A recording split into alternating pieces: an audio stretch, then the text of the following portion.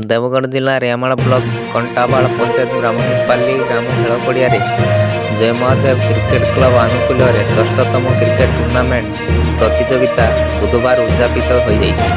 ଏହି ଟୁର୍ଣ୍ଣାମେଣ୍ଟରେ 7 ଦିନ ଧରି ଚାଲିଥିବା ବେଳେ କ୍ଲବ ସଭାପତି ଗୋବର୍ଦ୍ଧନ ପ୍ରଧାନ ତତ୍ତ୍ୱାବଧାନରେ ଚାଲିଥିଲା।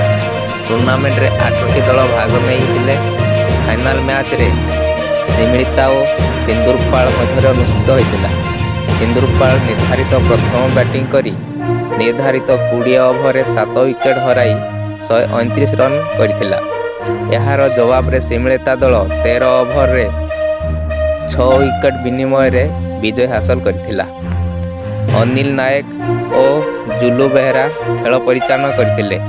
ଉଦ୍ଯାପନୀ ଉତ୍ସବରେ ମୁଖ୍ୟ ଅତିଥି ସମାଜସେବୀ ଅରୁଣ ପ୍ରଧାନ ଯୋଗଦେଇ ଚମ୍ପିଆନ ଦଳ ଶିମିଳିତା ଓ ରନର୍ସ ଅପ୍ ସିନ୍ଦୁରପାଳ ଦଳକୁ ଟ୍ରଫି ପ୍ରଦାନ କରିଥିଲେ। Apu man of the series ଓ Shikuli man of the match ପାଇଥିଲେ। ମାନସ, ଟିଟୁ, ମିଟୁ, ଇଲେକ୍ସ, ଲିଟୁ, ଅଞ୍ଜ, ଲିକୁ ଖେଳରେ ସହଯୋଗ କରିଥିଲେ।